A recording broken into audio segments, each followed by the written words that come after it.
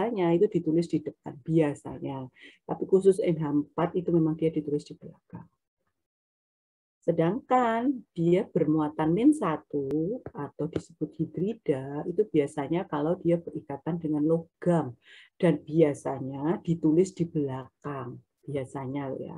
Kalimat biasanya itu bisa jadi ada anomali. Kayak yang NH4 ini itu kan tidak biasanya. Tapi tetap dia adalah bersatu.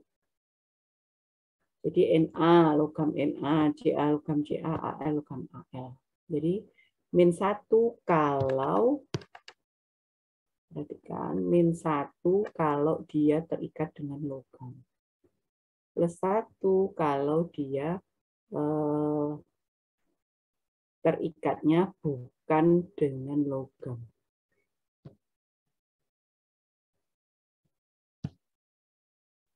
Paham ya? Ini contohnya. Ini harus dihafal memang.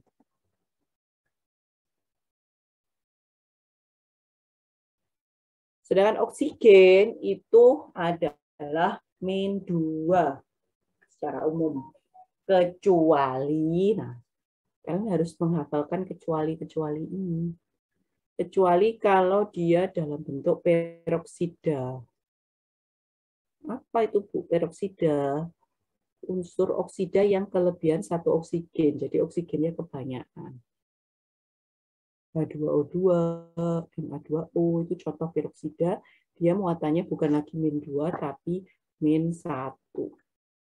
Nah, jadi yang kalian hafalkan adalah O itu rata-rata -2 kecuali ini peroksida dan dalam bentuk F2O karena dia bermuatan ke 1. Karena F itu lebih elektronegatif. Jadi F adalah -1 karena ada 2 F jadi -2 sehingga O-nya adalah +2. Kenapa F yang dipertahankan bentuk negatifnya? Karena F lebih elektronegatif dibandingkan U. Dia kan unsur paling elektronegatif, berada di paling kanan dan paling atas.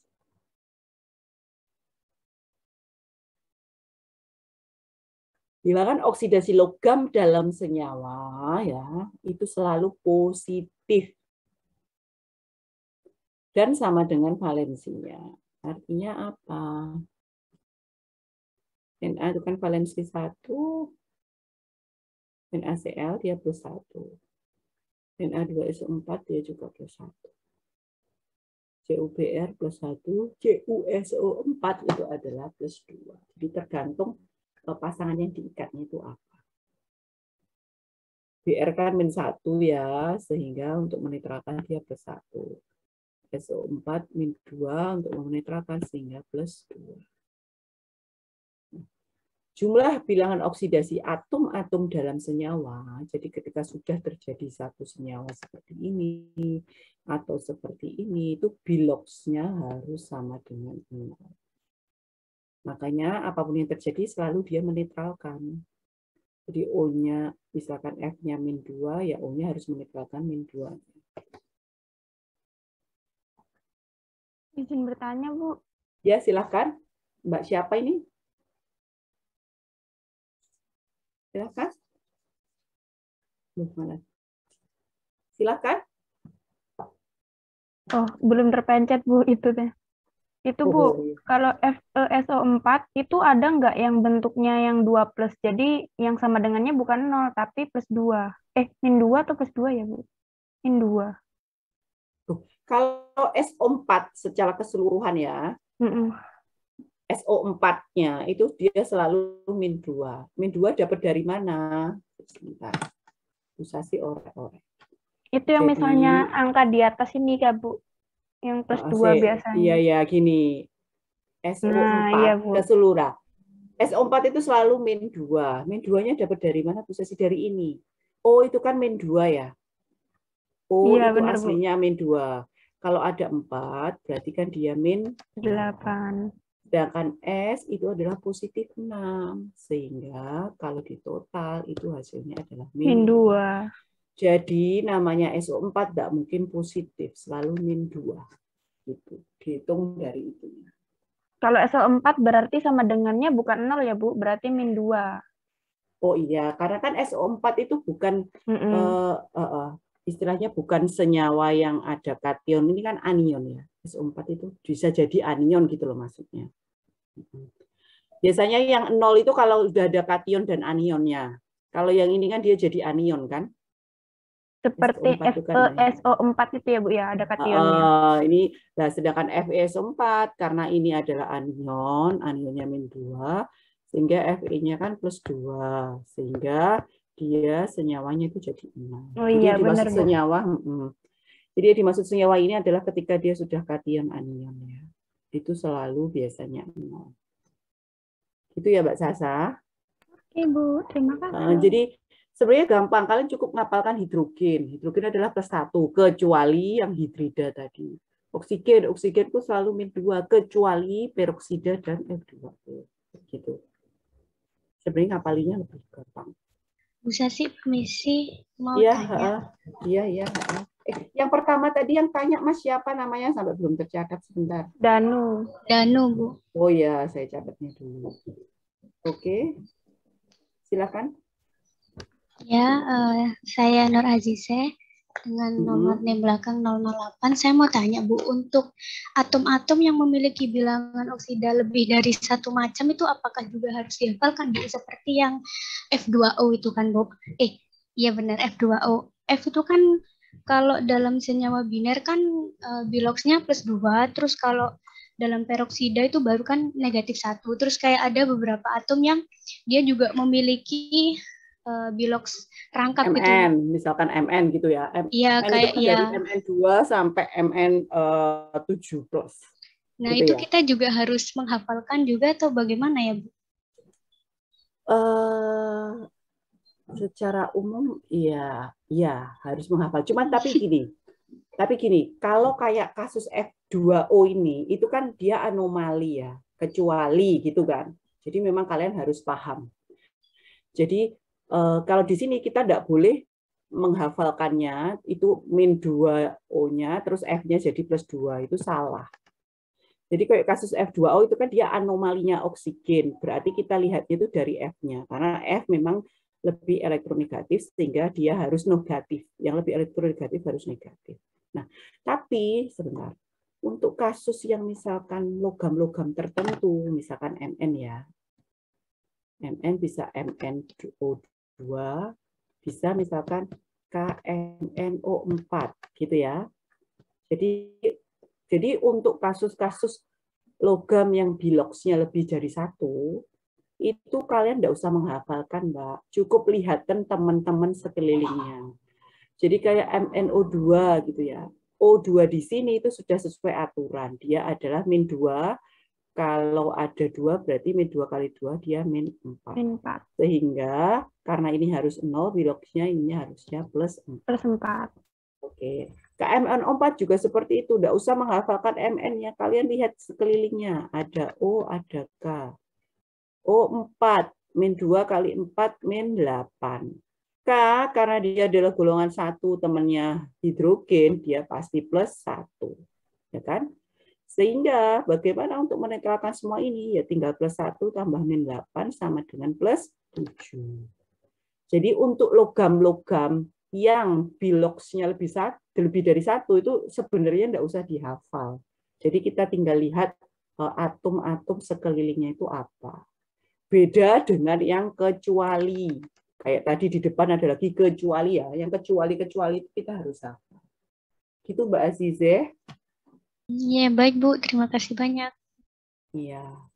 Jadi intinya di sini itu cuman hitung-hitungan sederhana ya. Cuman tapi harus apa istilahnya? Teliti. Kadang kan kalau kita nggak teliti 2 ditambah -2 itu kita mikirnya lama. Padahal gampang. Nah, masih ada lagi. Nah, kalau dia senyawanya netral, ya ini kan untuk senyawa-senyawa ya, itu memang dia umumnya biloxnya 0, kecuali kalau memang dia sudah dalam bentuk ion. Ya. Berarti total bilox, bilangan oksidasi atom, itu adalah sama dengan muatan ionnya. Contohnya tadi SO4 2-, oh dia -2. Ini sudah dihitung kan tadi SO4. Sebentar. tengkar lagi. Kok nggak keluar sih anotasinya? SO4 itu selalu 2 min. Dari mana? Ini adalah min 8. S-nya adalah plus 6. Sehingga dia min 2. NO3 itu selalu min. Kenapa? Ininya adalah min 6. Ya. Sedangkan N itu kan dia di tabel periodik N itu kan golongan 5A ya, sehingga dia adalah positif 5. Sehingga muatannya adalah min 1. Fe2 plus, berarti biloknya berapa? Plus 2, sesuai dengan muatan. Ya, bisa dihapus. Next. Cara menghitung biloks, gampang. Ini tadi sudah berkali-kali bisa dicontohkan. Ini ya. S-nya ada berapa? Kita lihat sekelilingnya. O-nya min 2 kali 4 min 8. K itu adalah plus 1 kali 2, dia plus 2. Sehingga X-nya berapa? Ya tinggal penjumlahan, sehingga X-nya adalah plus 6. Na2Cr2O7. Nah, ini krom itu kan juga logam yang biloksnya macam-macam. Apakah perlu dihafalkan? Tidak usahlah, kita tinggal lihat sekelilingnya. Kita lihat O-nya ada 7 berarti min 14. Kita lihat Na-nya ada 2 berarti plus 2. Sehingga diperoleh di sini adalah untuk menetralkan semuanya kan di sini harus plus 12 ya. Sehingga kalau ada 2 CR itu berarti tinggal dibagi 2 sama dengan plus 6. Nah, itu. Karena CR itu juga bisa CRO4. Jadi dia cut off.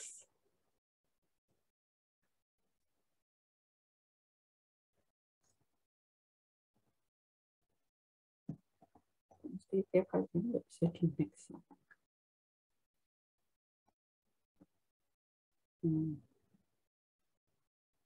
Menentukan bilangan oksidasi atom dalam ion pun seperti itu. Ya, kalau NO3 min sudah ada muatannya negatif 1, ya berarti dia plus 5. N-nya adalah plus 5. Tapi nanti biasanya gitu tuh hafal-hafal sendiri, nak. Semakin banyak kamu lihat soal itu hafal sendiri. Oke, sampai di sini ada yang ditanyakan sebelum masuk ke apa itu oksidasi, apa itu reduksi? Ada yang ditanyakan? Ibu, saya izin bertanya.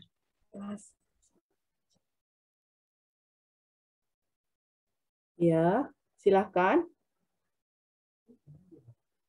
Pada sebelumnya itu kan yang suplainya K2SO4 itu dihasilkan yang O-nya itu kan min 8 ya Ibu, sama K-nya itu plus 2. Tapi kok waktu menghitungnya itu 8-nya jadi positif dan 2-nya jadi negatif, Bu. Oh, itu kan artinya ini toh yang 8 dikurangi 2 ini toh. Iya, maksudmu 8 kurangi 2 ini toh? Iya. Oh. Ini tuh sebenarnya itu kan hanya untuk mempermudah gini. Sebenarnya kalian tidak usah lihat ininya. Lihat aja ini. Min 8 ditambah 2 berarti berapa? Min 6. Min 6 kan kekurangannya, ya kan? O-nya akhirnya kan min 6 karena dinetralisir oleh plus 2. Nah, supaya min 6 itu jadi 0, itu berarti kan di sininya plus 6 gitu loh, Mbak. Jadi untuk mempermudah aja sebenarnya. Paham, Mbak? Ya, baik Bu, terima kasih. Seperti juga dengan ini. Min 14 di sini sudah ada 2. Nah, berarti yang tengah-tengah sini itu kan adalah min 12 kan sebenarnya. Gini loh. Gini kan. Jadi min 14 ketika ada 2 berarti kan jadi min 12 di sini. Nah, untuk menetralisir min 12 ini itu harus ada plus 12. Sehingga apa? Plus 12 itu untuk 2 CR. Sehingga 1 CR-nya adalah 12 dibagi 2 sama dengan plus 6. Itu ya, Mbak siapa tadi? Siapa ya Mbak tadi, Mbak? Devita, Bu, tapi saya dari angka 2019. Oh iya, enggak apa-apa. Oke. Sudah KRS kan yang penting? Sudah, Ibu. Oke, ya. Gitu ya. Jadi kita nggak usah, ini kan cuma hanya pengurangan untuk mempermudah aja. Tapi kalau kalian bingung seperti itu, mendingan pakai cara ini aja. Jadi ini tinggal sisa min 12 untuk menetralisir jadi plus 12. Gitu ya. Sehingga plus 12 dibagi 2 ada plus 6. Gitu. Oke, ada lagi yang tanyakan? Belum bisa sih, next.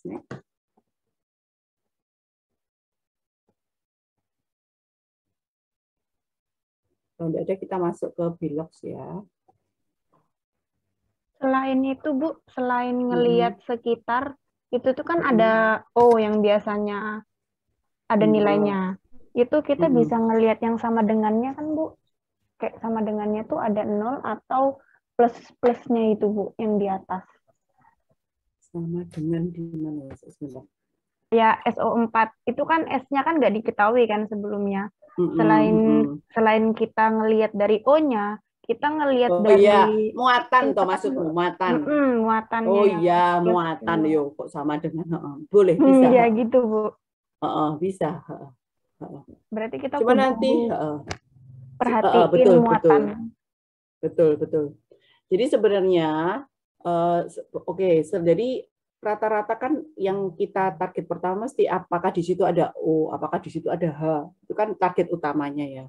Terus target kedua kita mengamati muatan ionnya tadi. Apakah SO42- ya atau NO3-. Nah, itu kan muatan. Nah, tapi nanti seiring sejalan kalian sering mengerjakan, itu nanti kalian agak kayak moro-moro kayak hafal sendiri gitu loh.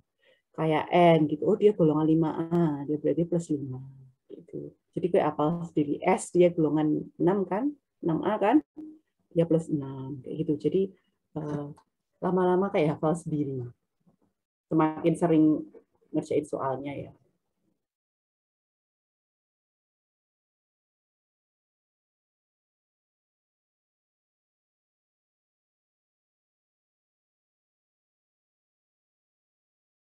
Senin.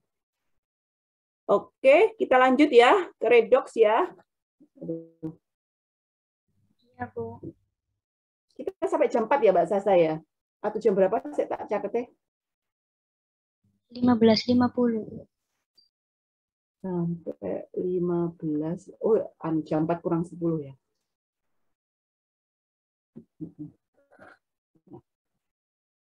Setelah kita paham tentang Bilox tadi ya, gimana cara menghitungnya. Intinya ketika menghitung Bilox itu adalah teliti. Teliti dalam artian itu tadi, misalkan Fe2O3 kayak gitu ya. Oh, Fe-nya ada berapa? Jangan sampai keliru. Ya, jadi Fe2O3, O-nya ada 3. 3 kali min 2, min 6. Ya. Nah, untuk menetralisir min 6, berarti kan plus 6. Nah, plus 6 itu tuh apakah Fe-nya di situ ada 1 atau 2? Kalau dia Fe2 ya plus 6 dibagi 2. Artinya 1 Fe itu berarti plus 3. Nah, itu jadi harus teliti di bagian situnya. Terus masalah oksidasi. Setelah tahu Bilox, cara menghitung ya. Terus apa lagi? Cara menghitung Bilox. Kalian mengetahui apa istilahnya? Muatan, cara menghitung muatannya juga. Kita masuk ke namanya redox, reaksi oksidasi. Harusnya sesuai kepanjangan ya, redox berarti reduksi oksidasi. Tapi ini dibahas oksidasi dulu, enggak apa-apa, enggak masalah. Oksidasi, kalian sudah sering dengar. Oh, itu zatnya teroksidasi. Ketika kalian kupas apel, warnanya pertamanya putih, dibiarkan di udara bebas jadi coklat, ya. Terus itu namanya teroksidasi. Terus misalkan kalian punya apa ya? Punya makanan, ya. Moro-moro kok apa jenis berbau tengi kayak gitu. Jadi misalkan sudah kebuka sedikit, habis itu baunya tengi, itu juga itu pertanda bahwa dia sudah mengalami oksidasi. Terus apa lagi ya? Oh, apa lagi ya yang contohnya oksidasi? Nantilah di tengah jalan aku ketemu. Kalau teori yang lama, reaksi oksidasi itu kaitannya dengan oksigen. Jadi teori lama itu semua dikaitkan dengan oksigen ya. Kecuali apa? Oh iya benar sih, direaksikan dengan oksigen. Dikaitkan kok reaksi. Jadi kalau teori lama dulu, teori oksidasi itu adalah reaksi dengan oksigen. Jadi apapun ketika ditambah oksigen menghasilkan suatu oksida, itu namanya reaksi oksidasi. Yang kedua reaksi penambahan O, jadi CO karbonil ditambah O2 jadi CO2. Jadi cirinya kalau di teori lama oksidasi itu kalau terjadi penambahan jumlah O. Itu adalah teori oksidasi. Tapi ke teori baru itu bukan lagi O yang dilihat, tapi adalah satu, ada tidaknya pelepasan elektron.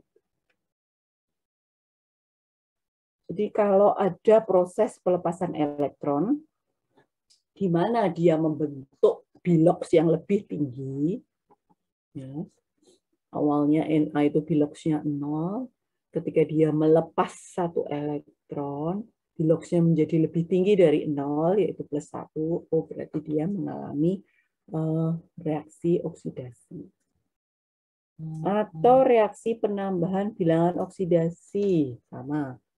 Cu+, habis itu jadi 2+, berarti biloksnya bertambah. Berarti dia sama-sama disebut reaksi oksidasi. Reaksi pengurangan muatan negatif, ya. Awalnya F-nya, F-nya ada 2, berarti kan ini biloksnya -2.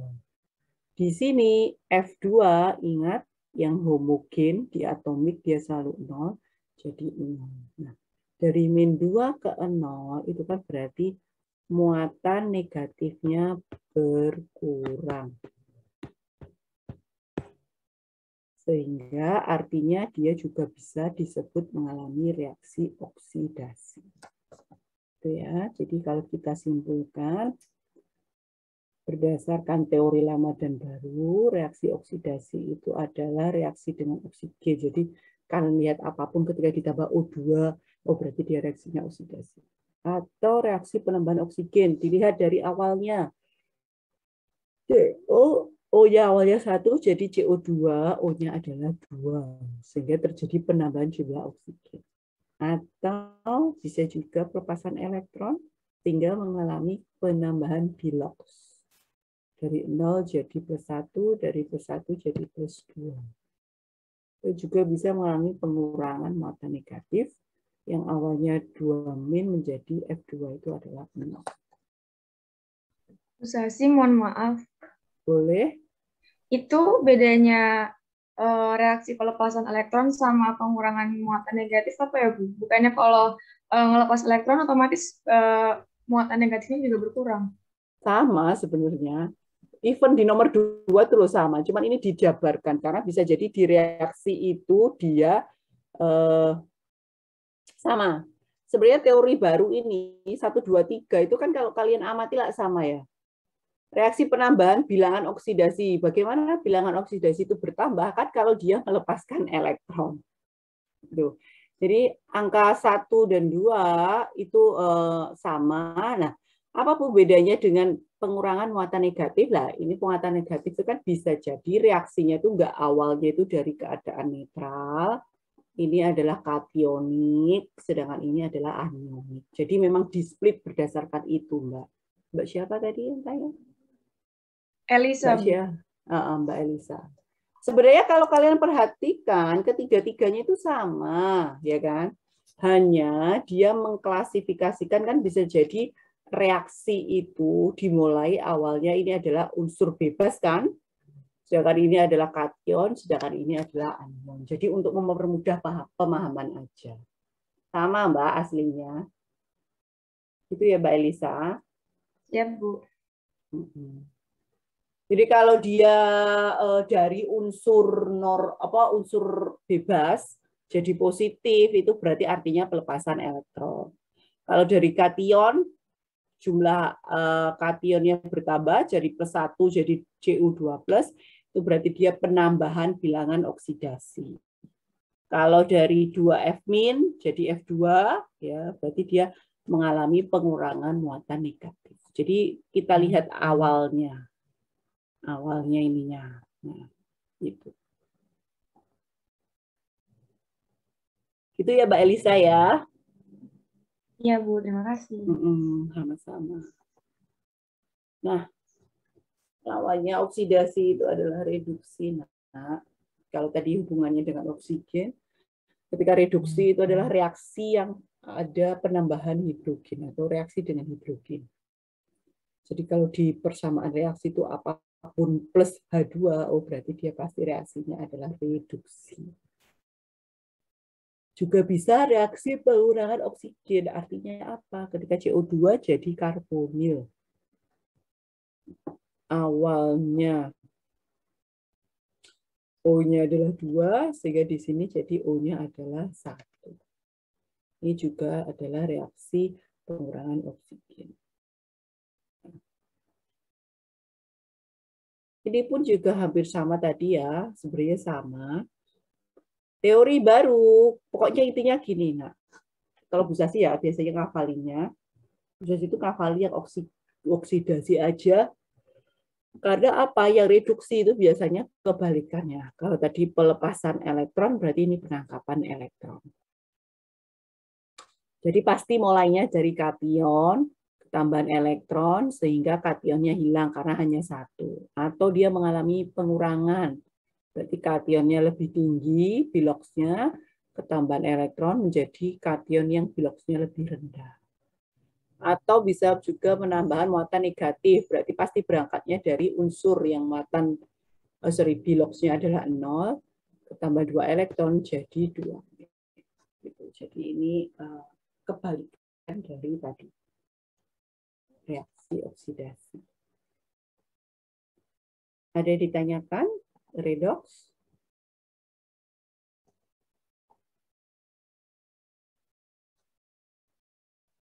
Ada yang ditanyakan, Nak? Di sini mendung loh, bisa sih jadi liar-liar. Di situ mendung nggak, Nak? Terang, Bu. Terang benderang.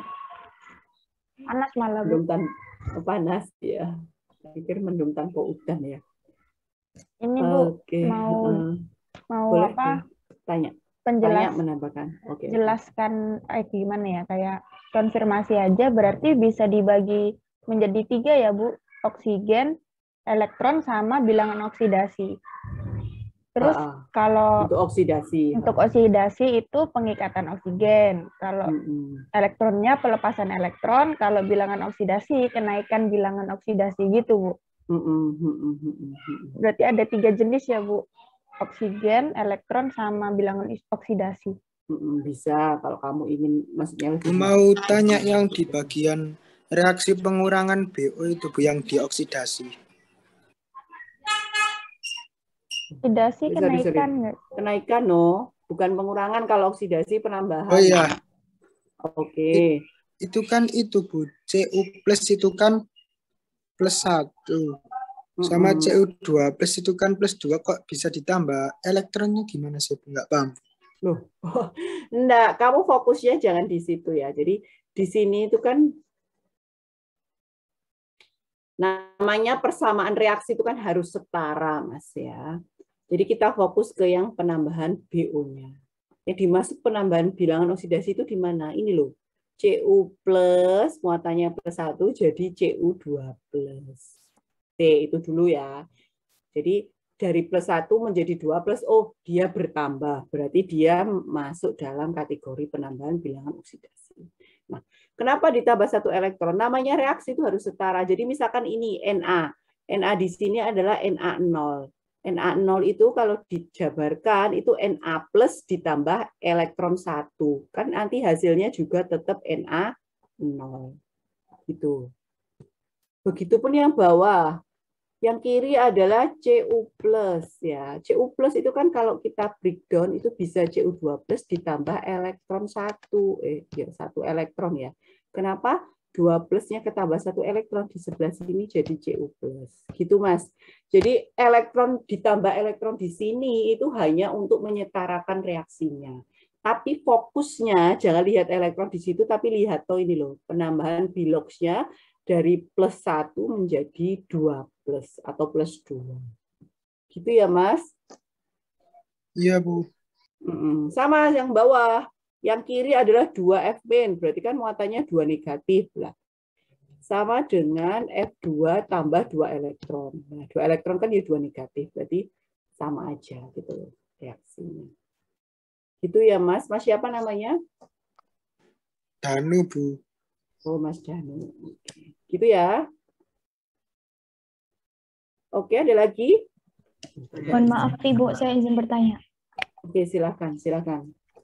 Itu apabila ada koefisien di depannya, apa berpengaruh apa enggak Bu kalau di penjumlahan ini? Kayak misal 10 NO 3-. Nah, 10-nya itu apa berpengaruh apa enggak? Iya. 10 mana NO? Oh, misalkan toh ini Ya. misalkan bukan contoh yang ini. Oh, makanya kok tak gule yuk enggak ada. Jadi misalkan gini. 10 NO3- gitu ya. Ya. Berarti NO3-nya ada 10 gitu ya, Mbak ya? Iya, Ibu. Kalau ini dibuat reaksi seperti ini, itu berpengaruh. Karena nanti akan mempengaruhi jumlah elektron. Cuman kalau kalian hanya ingin tahu berapa biloxnya N, berapa biloxnya O, ya itu 10-nya nggak dihitung, nggak masalah. Toh ini kan artinya ada NO3- jumlahnya 10. Ya, jadi setiap NO3- pasti biloknya NU tetap sama. Gitu. Itu ya Mbak Samia ya. Iya Bu, berarti berpengaruh bagi untuk reaksi. Teori yang baru. Oke. Untuk reaksi. Tapi kalau kamu hanya ingin melihat biloxnya N aja, itu ya kamu nggak usah susah-susah dikali 10, toh artinya 10 NO3- itu kan kamu punya NO3- jumlahnya 10 ya kan. Gitu.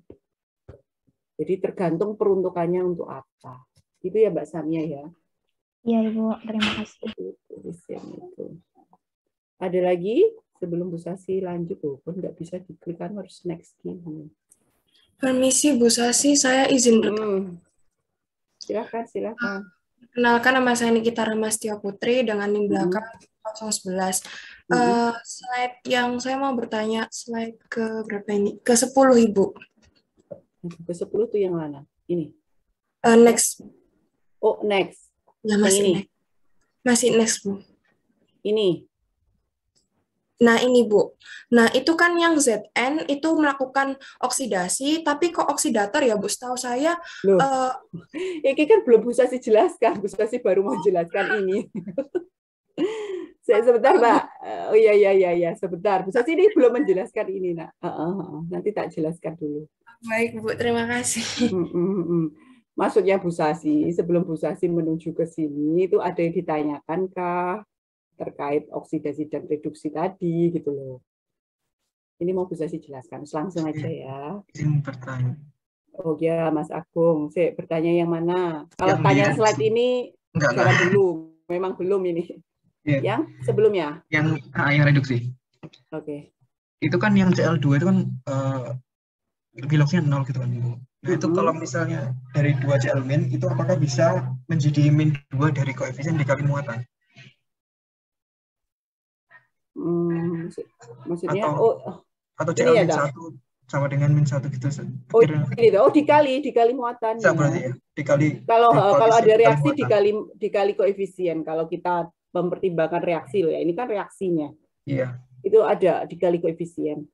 Sedangkan pertanyaannya Mbak Samia tadi, makanya kan bisa sih bilang tergantung peruntukanmu. Kalau peruntukannya itu dalam proses persamaan reaksi harus diperhitungkan koefisien depannya. Tapi kalau hanya untuk melihat biloxnya N itu ada berapa sih, itu nggak perlu 10-nya kamu kali. Karena kan artinya 10 NO3- itu kan artinya ada NO3- sebanyak 10. Jadi kalau dia ada dalam reaksi dikalikan, Mas. Jadi seperti ini itu berarti 2-. Itu kan kalau reaksi loh, Mas ya. Iya. Nah, ini kan ada reaksinya kan. Ini kan 2-. Sedangkan di sini adalah biloxnya Cl2O, sedangkan ada 2 elektron, itu kan juga 2-. Oh, berarti reaksi ini udah setara. Kalau reaksi dikalikan, Mas. Tapi itu bisa lihat biloxnya juga kan, Bu ya? Atau enggak? Gimana? Bisa lihat biloxnya juga atau tidak? Bisa. Oh, arti 2- di sini bukan berarti Cl itu muatannya 2- loh. Cl muatannya tetap 1-. Oh, tetap. Cl-nya di sini tetap 1-. Hanya dalam reaksi ini, itu yang di sebelah kanan, itu muatannya jadi 2- karena ada 2 Cl-. Itu ya. Jadi kalau lihat bilox itu tetap gitu ya. Betul, makanya. Jadi kalau di dalam reaksi, koefisien itu hanya untuk menyetarakan aja. Tapi kalau lihat satu persatu, bilox dari Cl- ya tetap -1, gitu loh. Dari Cl2, biloxnya tetap 0. Gitu. Jadi dikali koefisien ketika kita menyetarakan reaksi aja. Berarti itu ya, Mas. Itu biloxnya Cl2 itu 0, itu kenapa menambah itu karena yang Cl itu -1 gitu ya? Dari -1, betul. Kenapa ini 0, terus jadi Cl-nya jadi -1. Jadi kenaikannya menambah muatan negatif, artinya tuh gitu. Ya, itu ya. Ya, Jadi koefisien ya sama-sama. Koefisien itu dibuat untuk menyetarakan aja ya. Tapi ketika hanya melihat bilox dari masing-masing, entah itu kation, entah itu unsur bebas, itu tetap dilihat satuannya. Tidak usah dikali 2. Itu ya. Ini teruntuk Mbak Samia juga ya. Ya, tadi pertanyaannya hampir mirip Mbak Samia. Oke, next dulu ya. Nanti boleh tanya lagi. Nah, ini Mbak sahabat tadi yang tanya, Mbak Nikita ya. Sabar, Mbak. Kita ke sini dulu. Nah, setelah kalian paham apa itu oksidasi, apa itu reduksi, ya, nanti kalian akan dengar istilahnya adalah oksidator dan reduktor. Ya. Ingat, oksidator ya, itu adalah zat yang mengoksidasi orang lain atau temannya. Dia sendiri itu adalah mengalami reduksi. Karena dia mengalami reduksi, sehingga bilangan oksidasinya akan berkurang. Reduktor itu adalah zat yang mereduksi temannya. Jadi kata or, ya, jadi kata or itu artinya dia berlaku untuk orang lain. Jadi kalau misalkan oksidator, berarti dia berlaku mengoksidasi temannya. Nah, kalau temannya dioksidasi, dianya sendiri berlaku kebalikan, dia direduksi. Reduktor berarti dia berlaku untuk orang lain adalah mereduksi zat lain, sedangkan dianya sendiri kebalikannya direduksi itu adalah dioksidasi, sehingga biloxnya dia itu pasti akan bertambah. Slide ini memang ada kekeliruan. Kita lihat, jangan lihat oksidator reduktornya dulu ya. Kita lihat Zn, karena dia unsur bebas, biloxnya adalah 0. Sedangkan yang di kanan, oh itu yuk, sorry.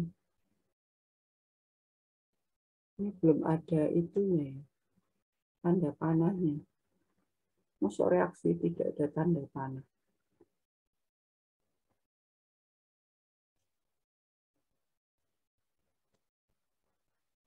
Nah.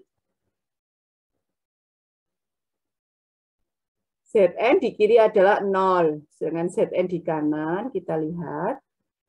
Cl itu adalah -1 karena dia halogen, berarti di sini adalah -2, sehingga Zn di sini adalah +2. 0 jadi +2, dia mengalami reaksi oksidasi. Ya. Terus kita lihat HCl. HCl kita lihat hanya di sini adalah Cl- itu adalah -1. Ya.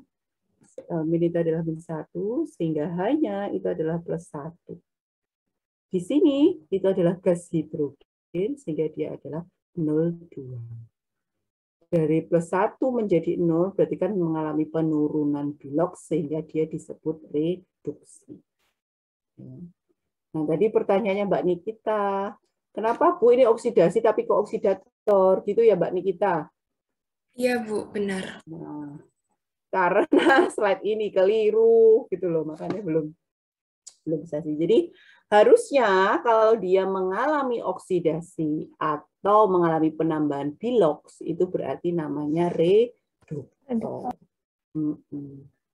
Memang slide ini ada yang keliru kok. Dari tahun ke tahun belum dibenarkan ya. Set and show. Oh, gak bisa lagi dihapus. Oh, bisa. Ya, jadi memang keliru Mbak Nikita. Jadi harusnya apa kalau dia mengalami oksidasi?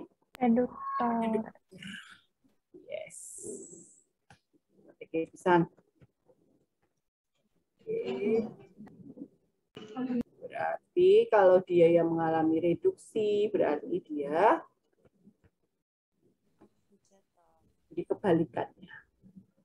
Karena kata or itu berlaku untuk temannya. Reduktor berarti apa? Dia mereduksi temannya. Ya kan?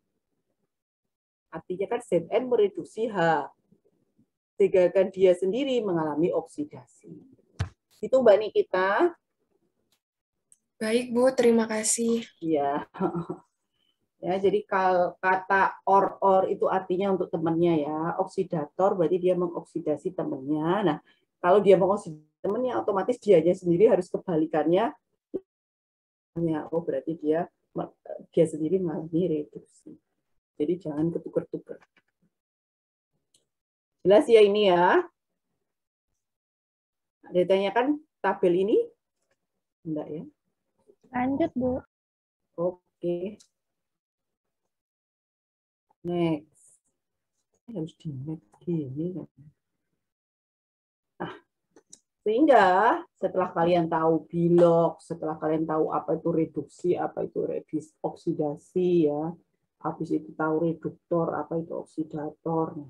Kalian ada namanya reaksi redoks, ada reaksi non-redoks, ada reaksi autoredoks atau disproporsionasi. Ini kayaknya kalau soal apa ya? SBMPTN pernah kenal nggak ya? Lupa dulu mungkin iya.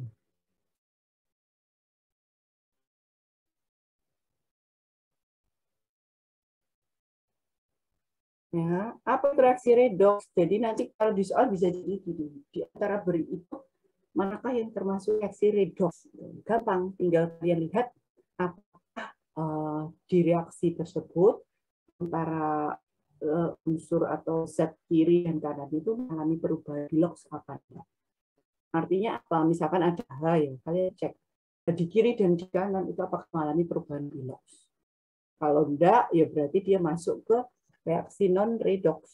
Karena apa? Tidak ada perubahan. Artinya tidak ada perubahan apa? Ya misalkan H di situ adalah +1, di kiri, di kanan tetap +1. O di kiri -2, di kanan tetap -2. Itu berarti dia merupakan reaksi non-redoks. Tapi kalau misalkan di kiri -2, terus di kanan jadi 0, itu berarti kan terjadi perubahan. Nah, itu disebut reaksi redoks. Ada juga namanya reaksi autoredoks atau disproporsionasi. Itu adalah reaksi autoredoks itu termasuk dalam reaksi redoks. Artinya apa? Terjadi perubahan bilangan oksidasi. Di mana spesies kimia yang mengalami reaksi reduksi dan oksidasi itu adalah zat yang sama. Jadi nanti contohnya kasih contoh apa ya? Jadi yang mengalami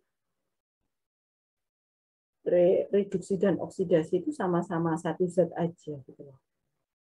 Contoh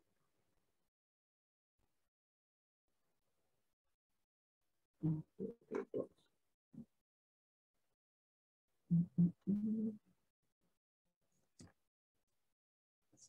di sini. Nah, saya tulis di sini aja ya. Contohnya. Nah, contohnya misalkan ini. CL2 plus 2KOH menjadi KCl plus, aduh, panjang. Sorry.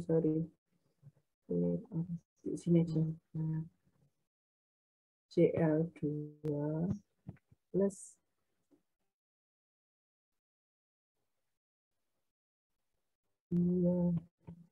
KOH menjadi KCl plus KClO plus H2O. Nah, di sini itu yang menjadi zat yang mengalami oksidasi dan reduksi sekaligus adalah Cl. Karena apa? Di sini dia bisa dari 0 menjadi -1, berarti dia mengalami reaksi reduksi. Atau bisa jadi KClO. KClO di sini Cl-nya muatannya 1. Ya, mengalami oksidasi. Nah, reaksi ini itu adalah contoh dari reaksi disproporsionasi. Paham ya? Paham? Paham, Bu. Paham, Bu. Tapi itu jarang keluar nggak sih, Bu? Yang reduksi oksidasi sekaligus. Iya, kadang-kadang keluar. Cuman setidaknya kalian sudah paham lah. Ya, maksudnya asal kalian tahu perubahan bilox gitu pasti nanti lebih mudah menentukan apakah dia disproporsionasi atau enggak. Gampang kan cuma lihat apakah sama senyawa yang sama. Jadi kalau intinya bedanya reaksi redoks dengan autoredoks itu apa? Kalau redoks itu zat yang mengalami oksidasi dan reduksi itu biasanya berbeda kayak tadi sebelumnya tadi ya. Satunya Zn, satunya H. Nah, tapi kalau reaksi autoredoks yang mengalami oksidasi maupun reduksi itu sama-sama satu zat aja. Apa itu tadi yang Cl? Itu aja gampang. Oke, yang ke kamar mandi silahkan. Situ next. Nah, sudah nak, itu adalah bahasan tentang redoks. Sebelum nanti kita akan membahas termokimia. Ada yang ditanyakan tentang redoks? Ada yang ditanyakan tentang? Mohon maaf Bu, izin bertanya. Perkenalkan nama saya Kaisna Nabila Muntasya, NIM belakang 072. Pada yang autoredoks tadi itu kan yang sama kan pada senyawa yang depan ya Bu. Kalau senyawa yang hasilnya itu apa? Juga disebut autoredoks. Senyawa autoredoks itu ada dua. Oke, langsung minta jelaskan di sini. Kalau disebut autoredoks atau dia disebut gini, jadi autoredoks itu ada dua ya. Satu disproporsionasi, dua adalah kayaknya proporsionasi.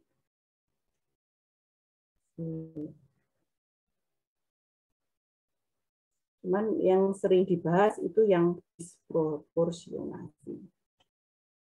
Nah, satunya adalah konproporsionasi. Proporsionasi. Nah, kalau disproporsionasi itu zat awal atau reaktannya yang mengalami ya reduksi, ya oksidasi ya.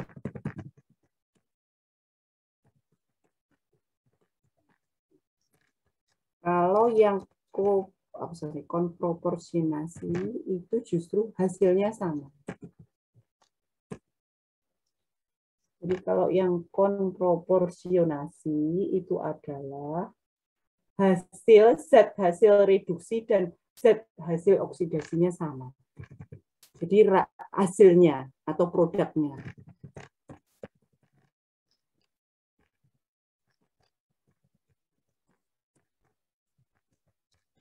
Itu sama. Itu Pak. Jadi ini ke produknya. Itu siapa tadi Mbak Faiz? Cuman biasanya yang nomor 2 ini tuh jarang. Jadi ini tuh jarang banget. Makanya saking jarangnya akhirnya autoredox itu juga dikenal hanya yang reaksi yang pertama ini, disproporsionasi. Gitu. Jadi tergantung dari persamaan reaksinya. Contohnya ada nggak ini? Sebentar. Ini tadi tak hapus ya. Bagaimana? Tak terus lagi contohnya ya. Biar nanti ada bedanya. Diurak di sini aja ya. Jadi contoh. Adalah example. Paling mudah kita nulis Inggris.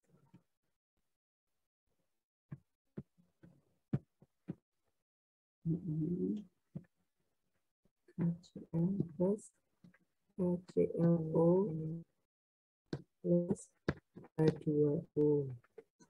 Itu yang contoh disproporsionasi. Sekarang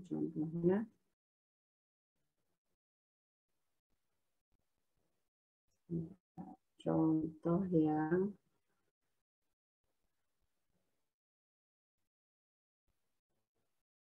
konproporsionasi.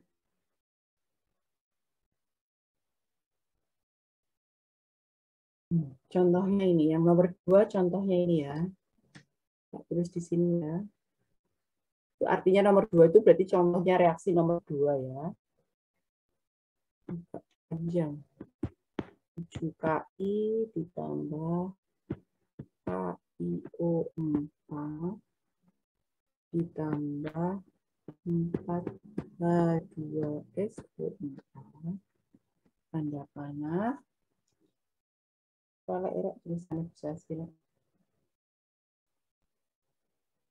4H2SO4 ditambah 4I2 ditambah 4H2O. Nah, yang dimaksud sama itu adalah ini. Mau dia proses oksidasi atau reduksi itu karena ini sama-sama I, tapi hasilnya sama-sama 4I2.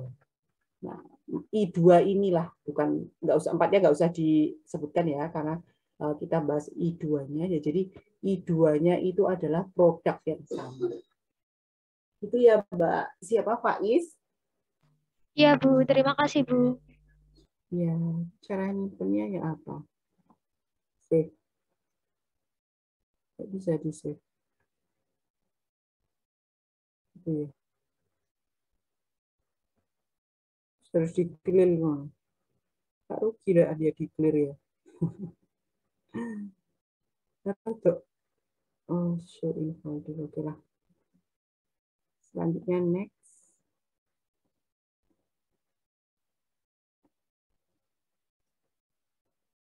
Oh, ya harus di clear all drawing. Nah, sudah ya, kita bahas, agak ada lagi yang ditanyakan ya.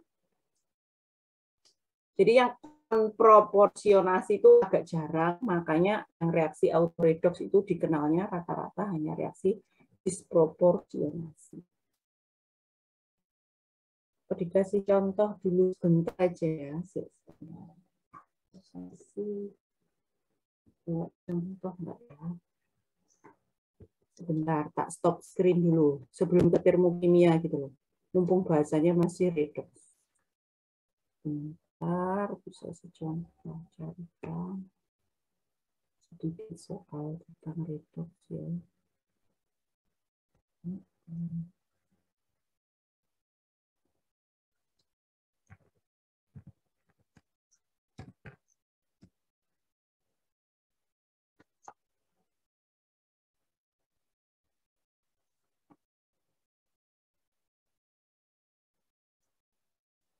Tunggu bentar, tak buka ya.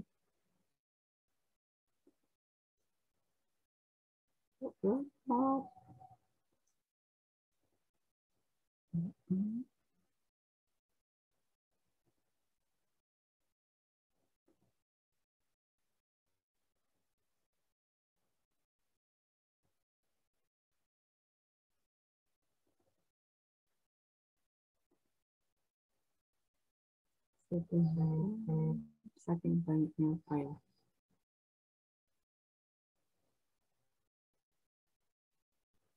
Oke.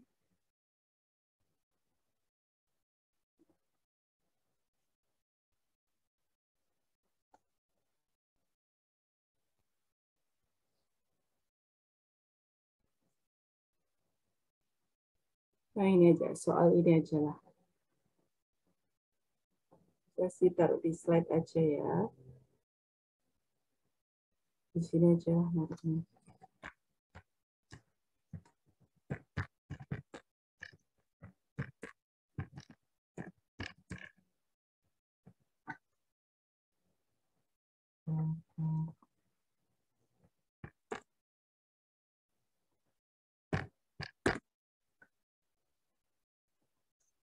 Coba ini kelihatan?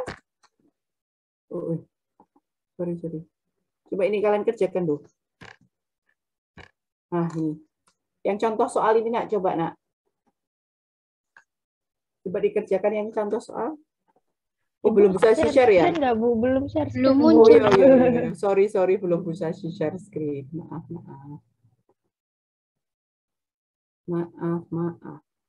Oke, share screen dulu. Kelihatan? Terlihat, Bu. Nah, coba yang kalian kerjakan yang contoh soal itu. Sebentar aja, bisa saya kasih waktu berapa menit? 5 menit? 10 Oke, menit. 5 menit. Berapa menit? 10 menit.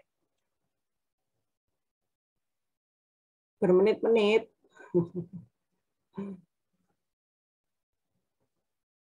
Oke, silakan kalian kerjakan ini.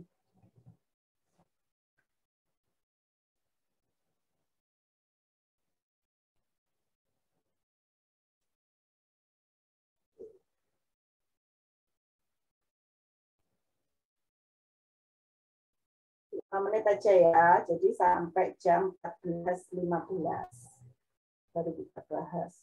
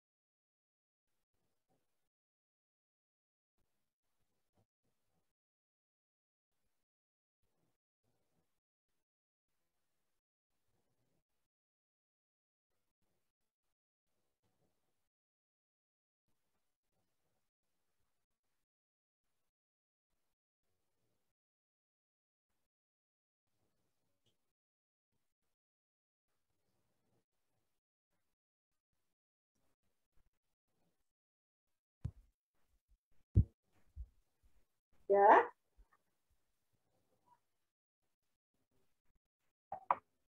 Bu, saya udah nemu, Bu, tapi takut salah, Bu. tuh. Nggak apa-apa kita bahas bareng. Satu persatu. Satu siapa yang A. Boleh, boleh. Bisa sih stop share aja ya. Siapa tadi yang sudah menemukan? Udah bisa sih stop share aja ya. Silahkan tadi yang sudah menemukan.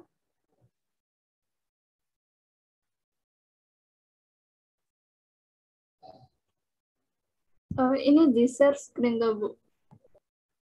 Ya apa atau gimana? Atau kamu tunjukkan oret-oretanmu? Atau kamu bisa oret-oret? Kan ada toh? Bisa oret-oret di layar? Di mana ya, teman-teman? Ada ya biasanya ya. Boleh oret-oret di layar, Bu. Boleh. Bisa nggak siapa tadi yang ya wis di kertas boleh di situ boleh. Jadi Mbak siapa yang pertama tadi bilang? Masa nggak bisa oret-oret di layar, Mbak? Harus Pakai ada apa ya? presentasi dulu, Bu. Yo kamu buka PP. Ini kamu tapi pakai HP atau pakai laptop? Kalau pakai laptop buka aja yang blank gitu. PPT blank gitu loh atau kosongan istilahnya. Kayaknya pakai HP, pakai laptop. Pakai laptop, Bu.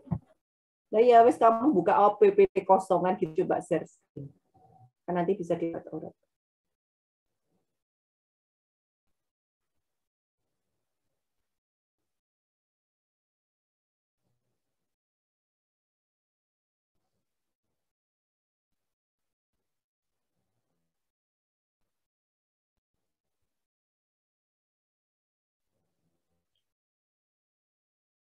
Bisa, silakan.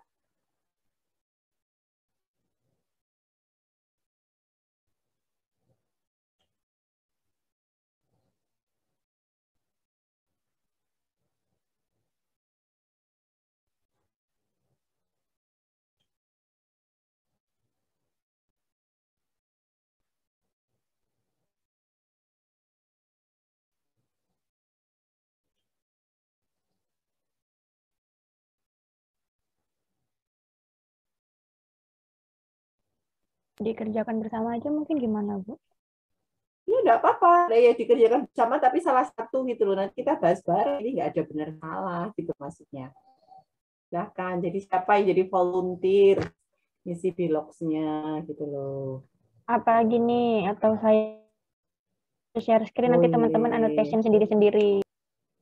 Ya, boleh. Boleh, boleh.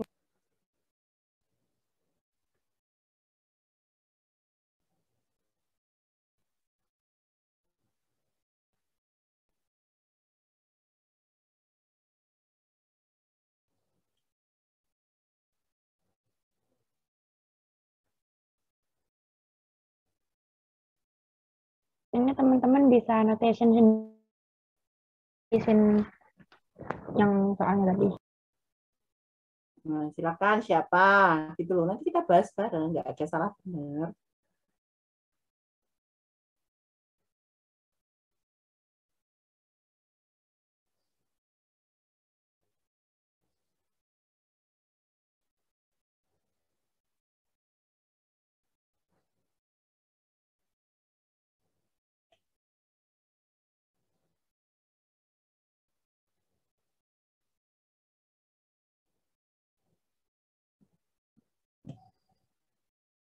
Oke, tuh api kira tulisannya. Kalau bisa sih saya cek adu. Ini yang nulis Mbak siapa ini? Api ya? Ini yang nulis siapa ini? Halo? Oke. Tulis. Ini yang nulis Sasa tuh ini.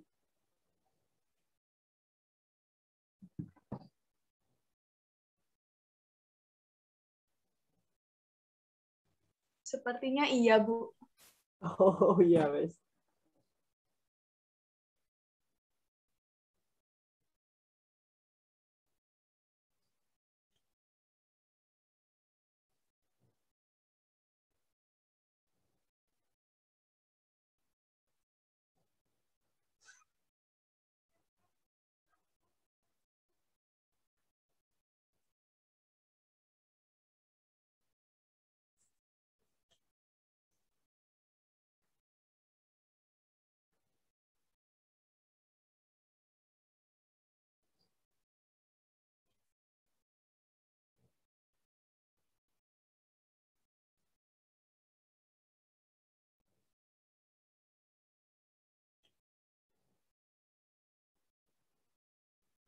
Ini teman-teman bisa langsung isi ya. Ya, Bu. Isi ya. Di sini saya dapatnya di sini 0. Karena di CU kan, Bu. Jadi nilainya 0. Terserah ayo siapa yang mengisi. Teman-teman, ayo ngisi yuk. Saya izin mengisi ya, Bu. Iya, isi. Maaf, mau tanya, cara ngisinya gimana? Itu ada tulisan annotation. Kamu geser kursornya ke atas kan keluar annotation.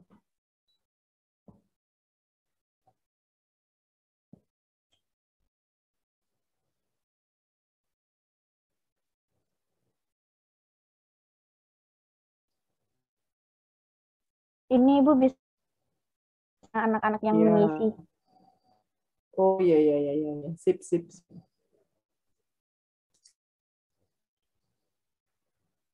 Oh, keluar ya. Keren ini Zoom ini ya. Luar biasa memang Bu teknologi. Enggak, kayaknya dia kayak gini setelah ada update terbaru. Dulu nggak kayak gini kok. Bener Bu. Sahamnya naik jadi bagus-bagus ya Bu fiturnya. Jelas naik, dia paling diuntungkan di seluruh dunia lo pakai.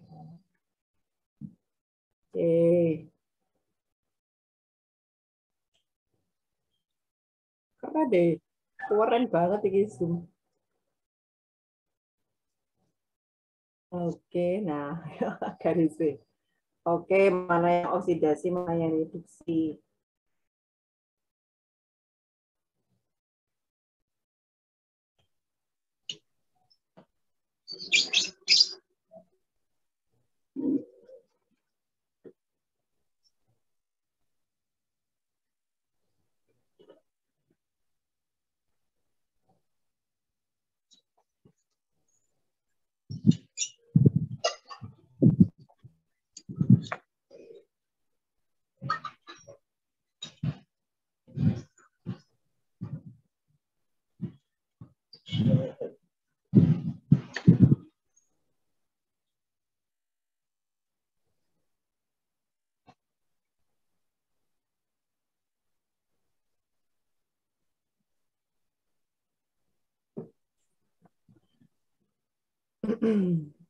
Oke, CU dia 0 jadi plus 1, dia mengalami oksidasi sehingga dia menjadi reduktor. Oke.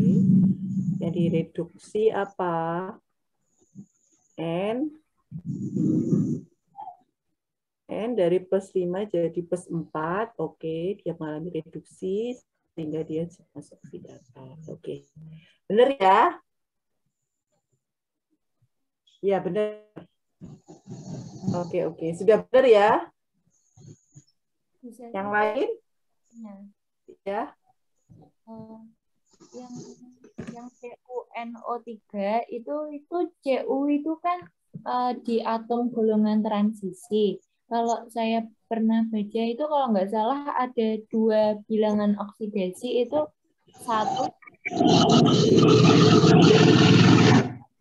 atau plus 2 itu bagaimana ya? Maaf ini. Maksudnya oke.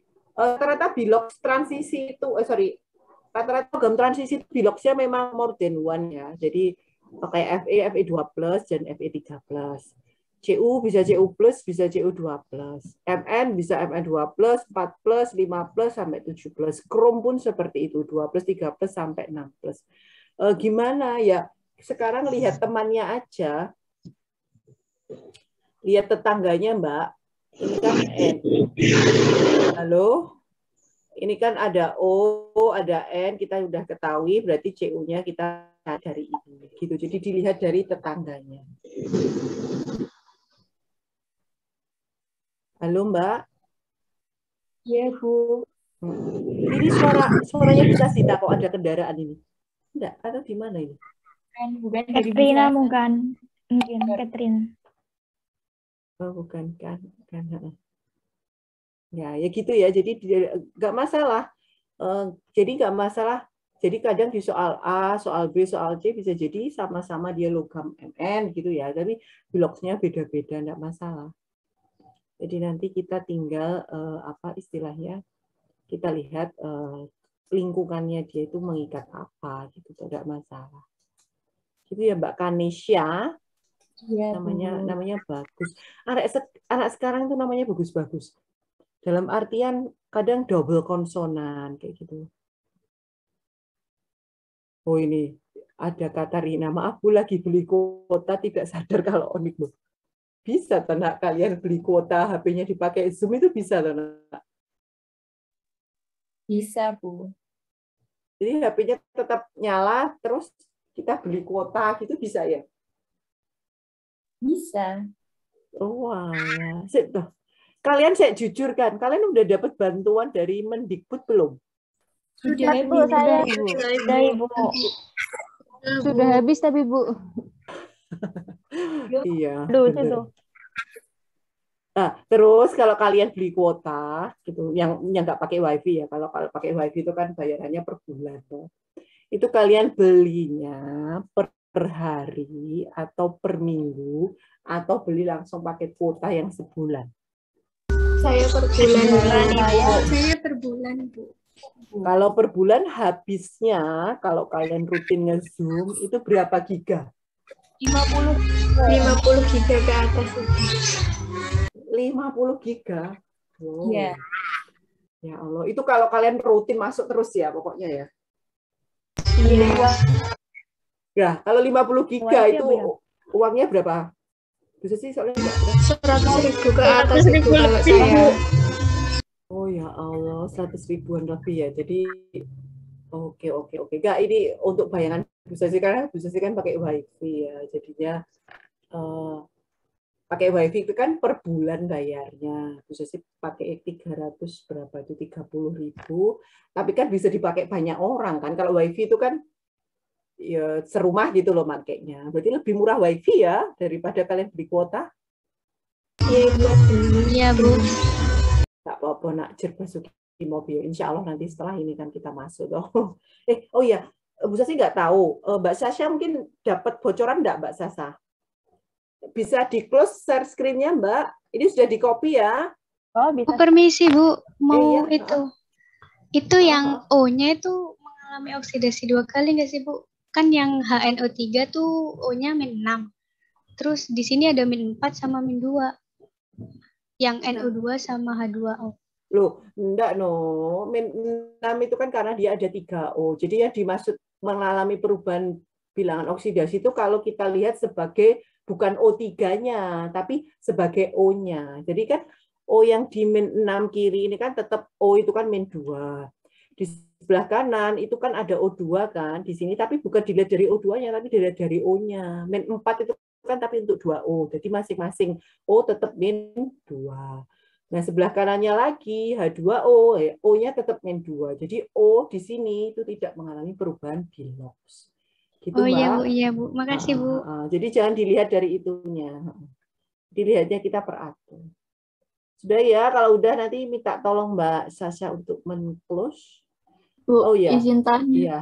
Oh ya, tanya dulu. Oke, saya Mbak Sasha. Oke, silakan. Itu Bu, apa yang hanya itu emang harus disetarain dulu tak Bu?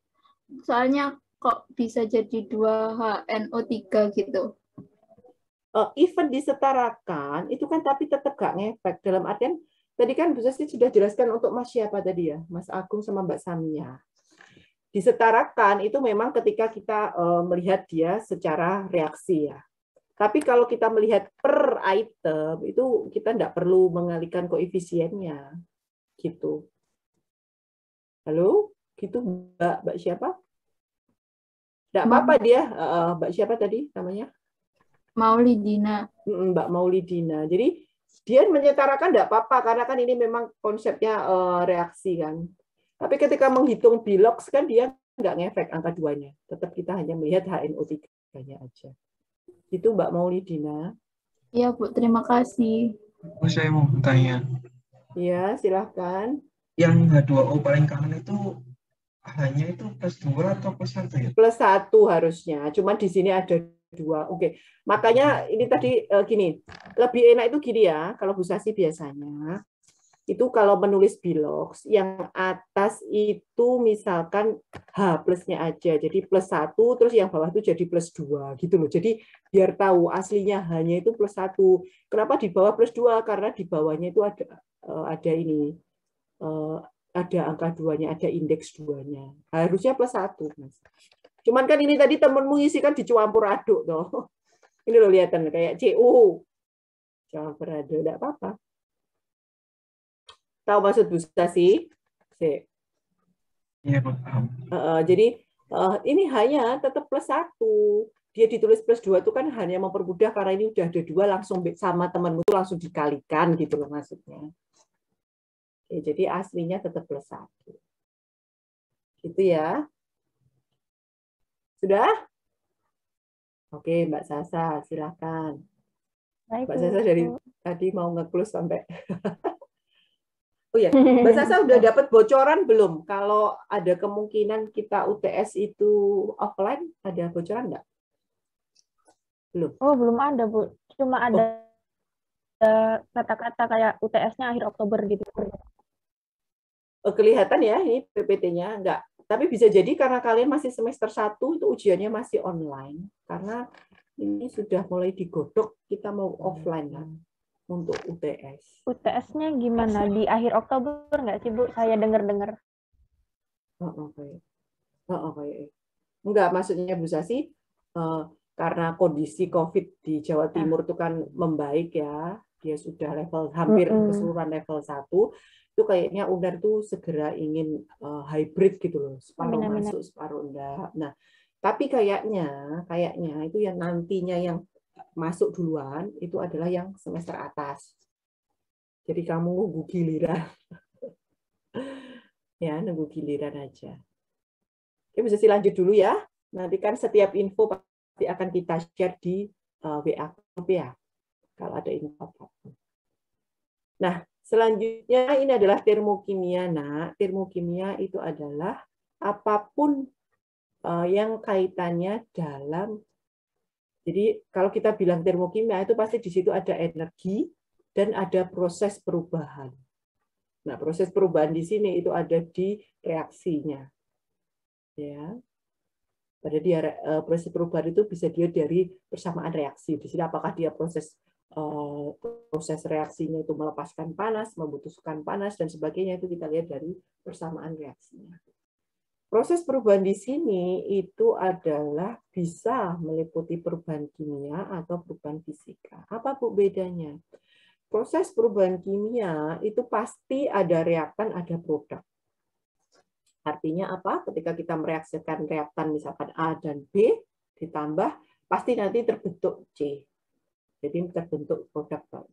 Tapi kalau perubahan fisika itu dia tidak seperti itu, tidak terbentuk produk baru, hanya terjadi perubahan fase. Artinya apa? Misalkan air, awalnya dia adalah es batu, bisa sih panaskan, dia menjadi cair, bisa sih panaskan, akhirnya dia menguap jadi gas. Itu adalah proses fisika. Kita bikin tape, itu adalah proses perubahan kimia, karena tapenya itu terjadi pembentukan senyawa baru. Salah satu bentuk energi ya itu adalah kalor. Jadi kalau di kimia, Nak, bisa sih bilang energi itu bisa jadi benar-benar pure energinya si Newton. Yang E sama dengan MC. Newton berapa? MC apa? Kuadrat ya. Bisa energinya bentuk itu. Bisa energinya adalah panas. Jadi panas itu adalah representasi atau perwakilan dari energi. Bisa energinya adalah panjang gelombang atau lambda. Jadi di kimia ketika saya bilang energi itu bisa dikonvert menjadi macam-macam. Nah, sedangkan termokimia sendiri itu adalah cabang ilmu kimia yang mempelajari termo, itu berarti adalah perubahan kalor, karena kalor itu adalah satu bentuk energi juga, yang menyertai suatu reaksi kimia. Nah, kalornya itu bisa diserap maupun dilepaskan. Ya, termos, hubungannya dengan panas. Nah, itu. kimia, berarti dia yang dengan reaksi kimia. Contohnya ini pembakaran gas metana ya. CH4 itu adalah metana. Apa bedanya pembakaran dan pemanasan? Kemarin sudah bisa dijelaskan. Sama-sama menghasilkan panas, hanya ketika pembakaran itu dia melibatkan reaksi dengan oksigen. Ini. Dihasilkan delta H-nya adalah minus. Nah, minus di sini ada artinya. Artinya apa? Dia melepaskan kalor atau energi sebesar 890 kilojoule. Jadi, next. Nah, perubahan kalor pada proses perubahan kimia. Ini tadi, pembakaran gas metana. Jadi, kalau delta H-nya sama dengan negatif, bedakan ya, di sini tulisnya delta H-nya negatif. Berarti dia reaksinya adalah eksoterm, artinya apa? Artinya dia menghasilkan panas sebesar 890 kilojoule. Nah, di sini dia nulisnya positif, bukan lagi delta H. Artinya apa? Menghasilkan 890 kilojoule. Jadi kalau ditulis delta H, itu tetap harus ditulis yang negatif. Kalau di sini dia ditulis positif, itu tapi kan dia tidak ada delta H-nya. Berarti artinya sama-sama dia menghasilkan. Kalau min itu artinya melepas atau rilis. Jadi persamaan reaksi di atas itu kalau kita breakdown itu artinya 1 mol gas, 1 mol metana. Kenapa 1? Karena koefisien itu mewakili perbandingan mol. Menghasilkan 890 kilojoule. Artinya apa? Artinya apa? Energi yang dimiliki reaktan itu sebelah kiri, itu adalah berkurang 890 kilojoule.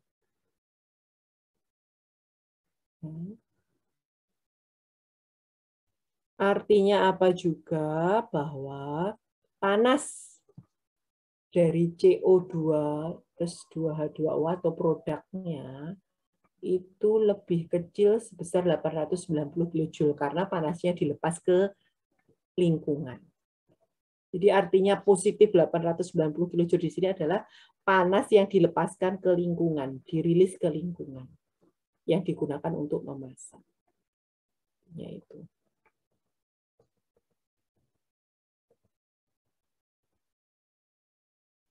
Nah, kalau perubahan fisika, kalian bisa lihat seperti ini, nak. Solid menjadi liquid. Artinya apa? 1 mol H2OS ketika dia berubah menjadi 1 mol air, itu dia menyerap.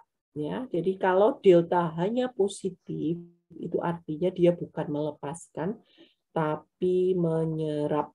Jadi tandanya positif itu dia menyerap atau membutuhkan. Dan kalau kita punya es, solid, mau jadi liquid kan harus dipanaskan.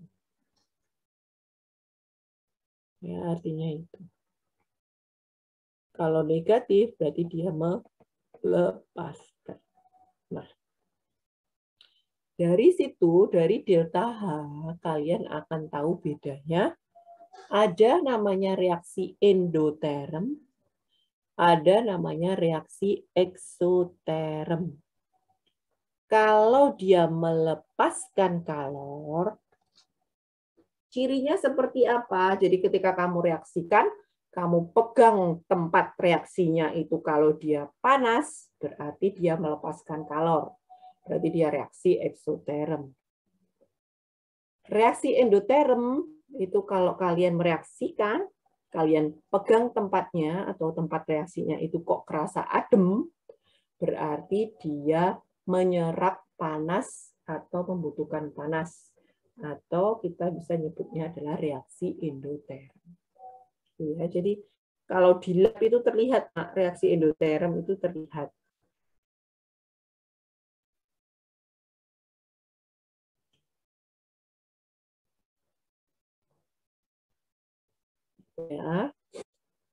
Jadi itu. Nah, reaksi eksoterm, ya, kalian juga akan dikenakan namanya adalah energi aktivasi. Energi aktivasi itu apa? Energi yang harus dilampaui zat itu untuk dia bisa bereaksi. Ya. Jadi misalkan energi aktivasi reaksi A itu adalah 100 kJ. Untuk bisa bereaksi minimal itu diperlukan energi ya 100 kJ itu tadi supaya dia bisa bereaksi. Kalau di bawah itu, di bawah energi aktivasinya sampai lebaran kucing, reaksi itu tidak akan pernah terjadi. Paham ya? Jadi ada istilahnya reaksi energi aktivasi.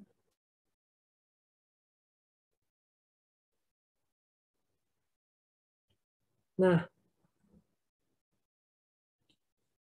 apa bedanya H1 dan H2?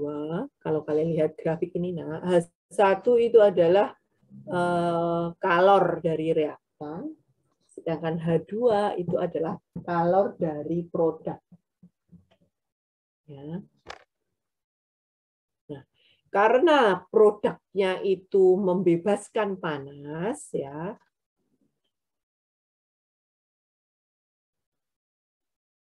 Oh, sorry.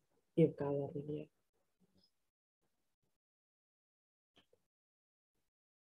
Ya, sedangkan H2 itu adalah kalornya produk. H2 min H1 itu kurang dari 0. Karena apa? Karena panasnya itu dilepas. Ini. Ya. Jadi awalnya, sebentar bisa sih gambar.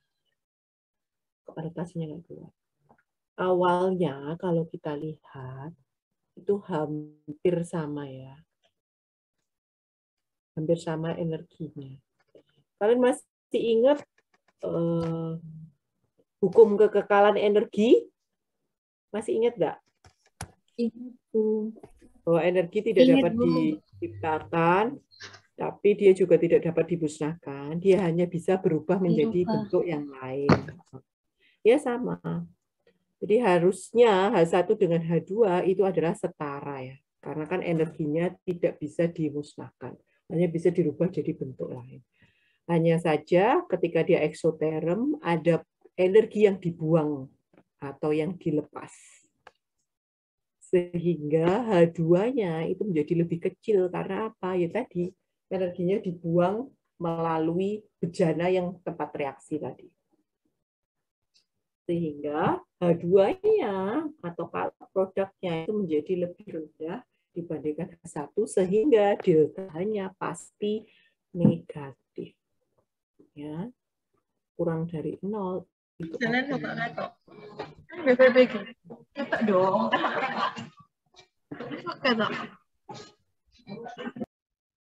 Rek, sing ketok rek.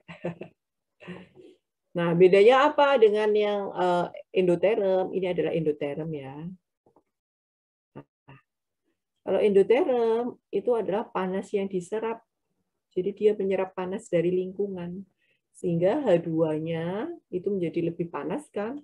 Sehingga H2 dikurangi H1, dia menjadi lebih besar dari 0. Sehingga delta H-nya endoterm itu selalu positif.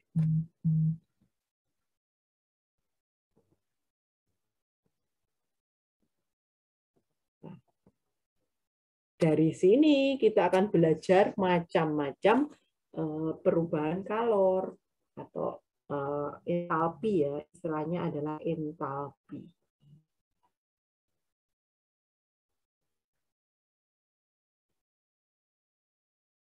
Gitu.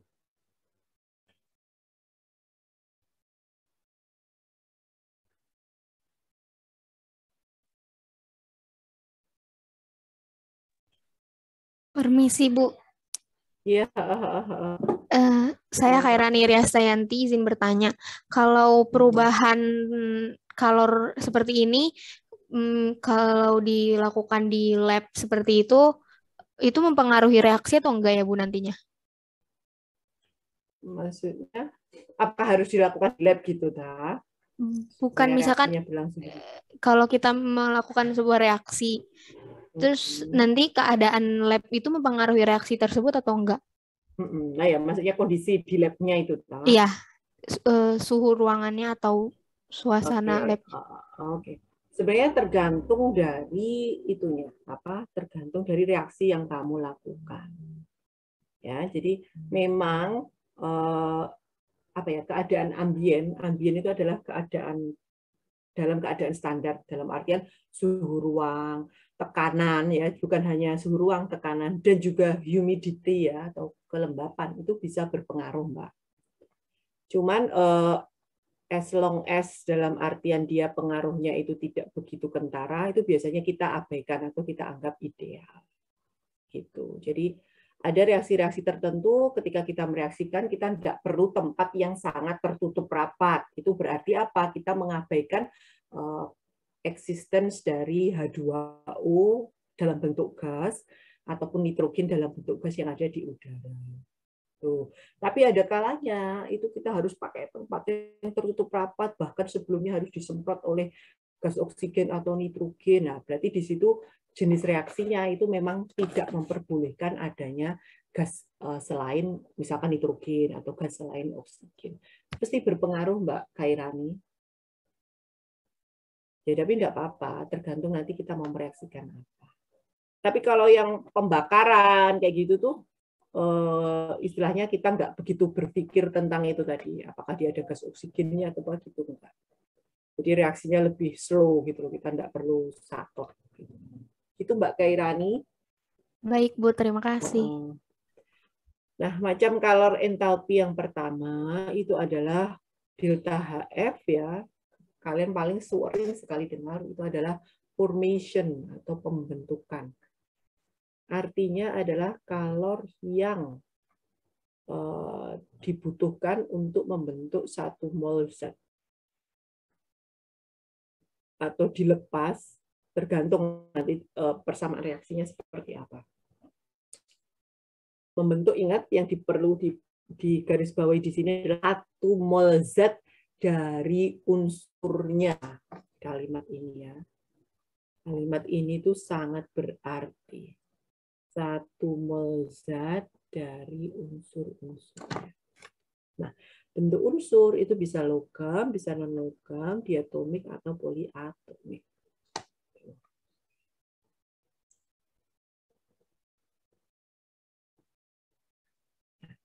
Contohnya ini. Ya.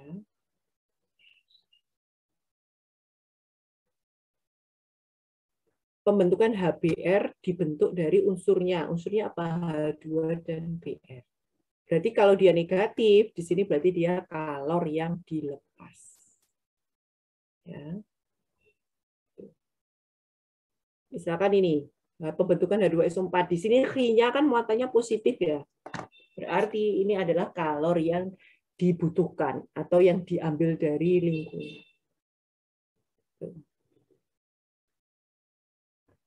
Sedangkan bawah, kalian perhatikan.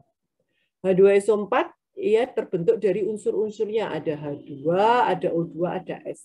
Tapi yang bawah ketika dia membentuk H2SO3, kenapa ini bukan disebut kalor pembentukan? Karena dia tidak dibentuk dari unsur-unsurnya.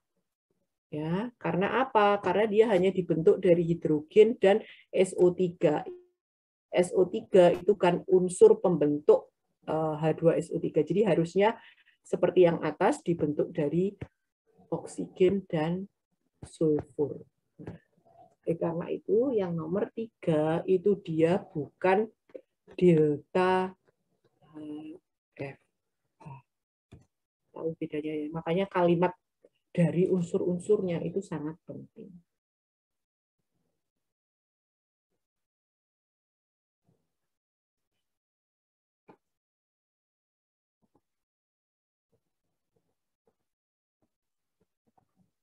Mohon maaf Bu Selsi, bisa diulang tadi alasannya H2SO3 bukan kalor pembentukan?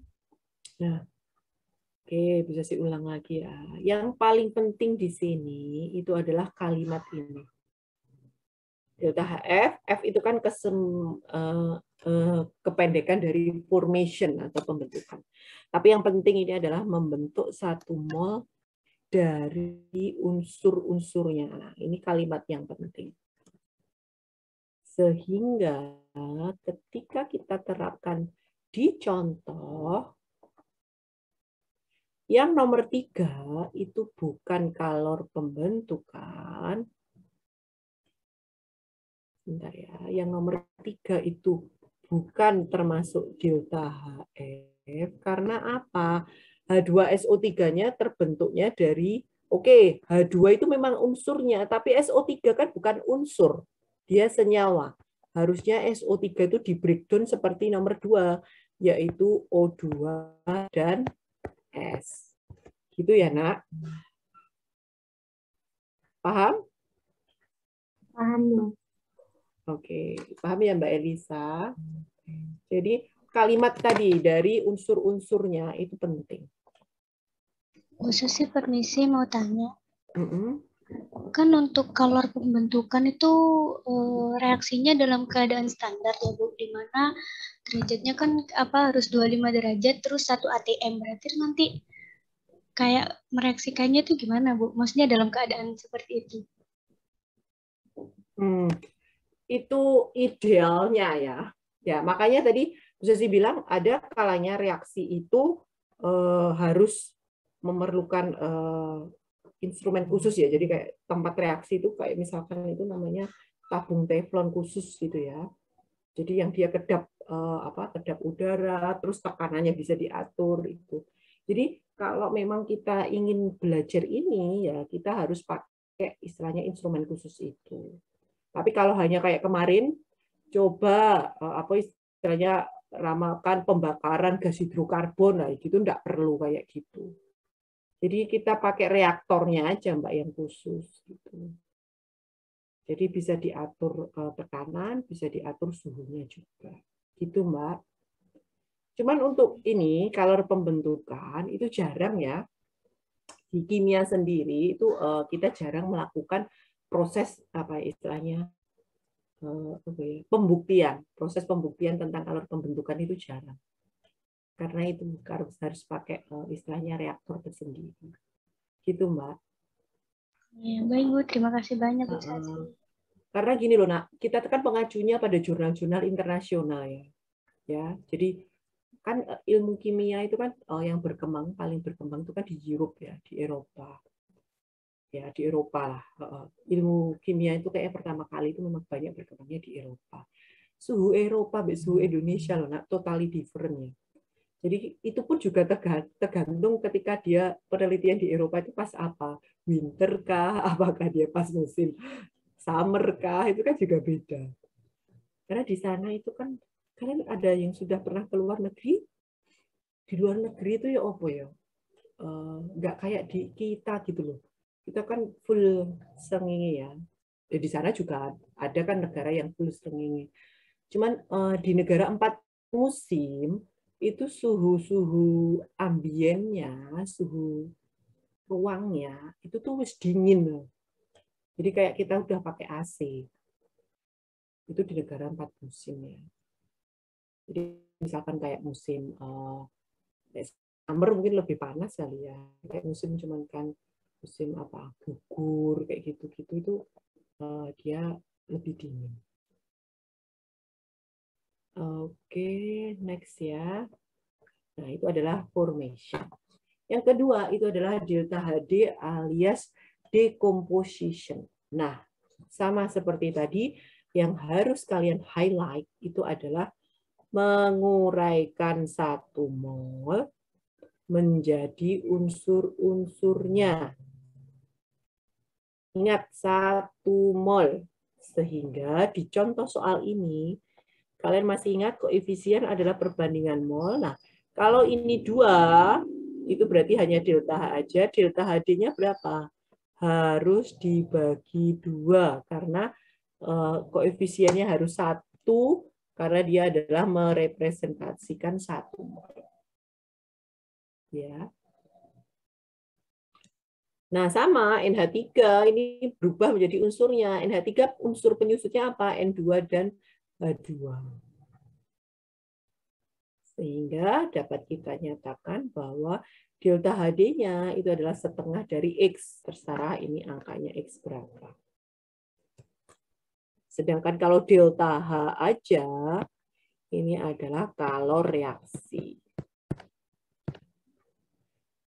Nah, ada hubungan. Delta HF itu adalah minus delta HD. Ini adalah hubungannya. Karena formation itu adalah kebalikan dari decomposition. Jadi kalau diketahuinya delta HF-nya, tidak diketahui delta HD-nya, sedangkan kita disuruh ngitung delta HD-nya, enggak usah bingung, Nak. Karena kita ada hubungan ini. Hubungannya itu baik-baik saja. Delta HF sama dengan setengah min dari delta HD. Sehingga kita seperti ini.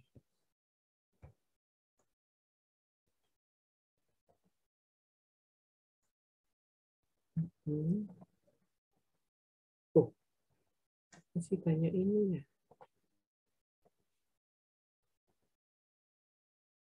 Oke, selanjutnya sebentar. Kok bingung?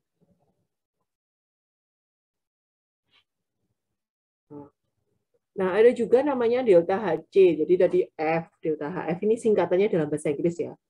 Formation, decomposition, C adalah combustion atau pembakaran.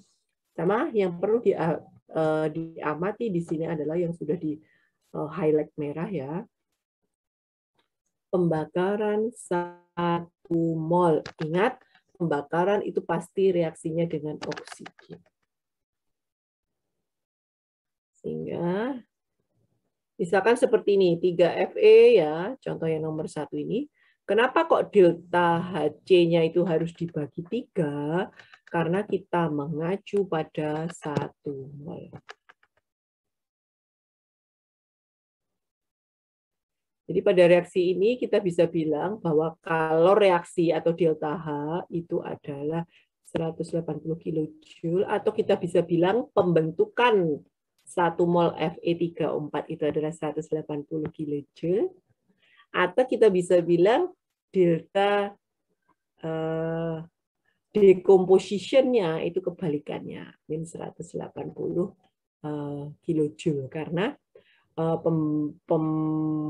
decomposition itu kebalikannya formation.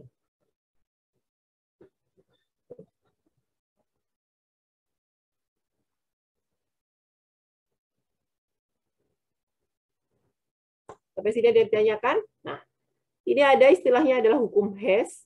Itu adalah untuk menghitung misalkan diketahui step atau rincian reaksi ya. Jadi suatu reaksi itu bisa jadi terjadinya nggak langsung satu tahap gitu loh. Nah, dia terjadi beberapa step. Nah, untuk menotal energi keseluruhan itu kita pakai namanya hukum Hess. Yang paling penting itu adalah entalpi suatu reaksi adalah sama. Jadi total terakhirnya itu pasti sama. Apakah dia itu berlangsung satu tahap seperti yang A, atau dia berlangsung beberapa tahap seperti yang B. Intinya nanti angkanya itu sama-sama A kilojoule.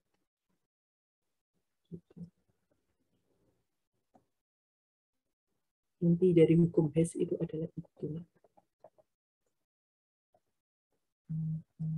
Nah, ini ya. Sehingga dari hukum Hess itu kita bisa merumuskan ini. Kalau reaksi itu bisa dihitung dari ini, produk dikurangi reaktan. Ya.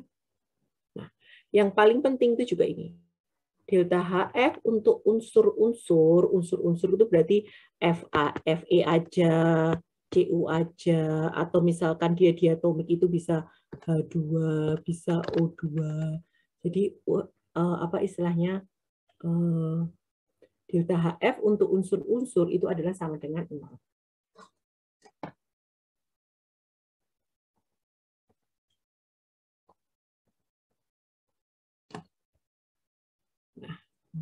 Nih contohnya ya. Diketahui delta H dari reaksi bla bla bla bla bla. Delta HF-nya itu sorry, kok diketahui disuruh hitung delta H-nya. Berarti apa? Produk dikurangi reaktan. Ini adalah produknya dikurangi reaktannya. Ya, tinggal kita masukkan. Ingat ya, ketika menghitung seperti ini, angka negatif itu kamu masukkan perhitungan loh, Nak. Jadi kita hitung apa adanya. Jadi misalkan di sini 6 kali delta HF H2O. Di sini delta HF H2O min 285. Ya sudah, kita tulis min 285. Jadi kita tulis apa adanya. Hasilnya ketika dijumlahkan itu jadi negatif, ya sudah kita tulis aja apa adanya negatif. Karena apa? Delta HF negatif itu berarti artinya dia eksoterm. Artinya melepas kalor. Gitu ya. Ini juga. Sedangkan B itu ternyata tidak ditanyakan kalor reaksi, tapi ditanyakan delta HF-nya. Ya sudah, pakai rumus tadi. Kalau reaksi sama dengan seluruh delta HF-nya produk dikurangi reaktan. Ya wis, dihitung biasa.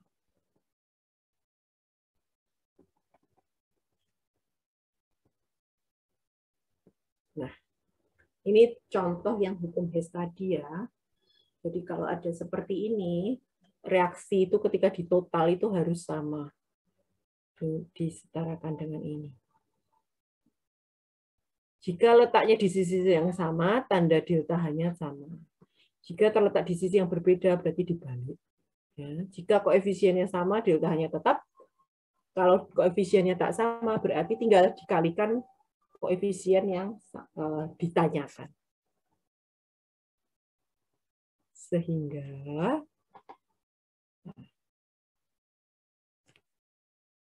dari reaksi yang itu tadi apa? Dari tahap reaksi ya, ini yang di sini itu adalah tahap reaksi. Agar menjadi reaksi totalnya ini, nah itu tinggal C grafit letak koefisiennya sama. Karena apa? Di kiri ada C grafit, berarti C grafit harus ditaruh di sebelah kiri. Sehingga delta H1-nya sama. H2, kenapa H2 tetap letaknya sama? Karena di reaksi total itu H2 di sebelah kiri. CH4 juga letak dan koefisiennya sama, sehingga diletakkan sebelah kanan. O2-nya itu otomatis dia akan menghilang sendirinya. Di sini berarti ada 2 O2 ya. Di sini ada 2 O2. Kita coret. CO2-nya juga seperti itu. CO2 di sini 1, di sini CO2 1, di sini 2H2O, di sini 2H2O, kita coret. Akhirnya, hasil akhirnya hanya C grafit plus H2 menjadi CH4. Sehingga dapat diketahui delta H-nya itu adalah min 74,8. Ingat, penjumlahan negatifnya itu diikutkan. Hukum Hess itu paling gampang. Nah, ada juga, sampai sini ditanyakan sebelum masuk ke energi ikatan. Bu Sasi mau tanya. Iya, silakan. Untuk menentukan perubahan entalpi, maksudnya angkanya itu ada alatnya sendiri atau itu hanya cuma angka buat kita mengerjakan soal gitu, Bu? Oh, untuk yang di soal ini tuh. Jadi gini, kalau di soal, itu ya kita sudah menerima apa adanya yang ada di buku ya, yang ada di soal tersebut. Tapi sebenarnya kayak gini, harga C plus O2 menjadi CO2 itu angkanya adalah min 393,5 itu berdasarkan eksperimen. Gitu.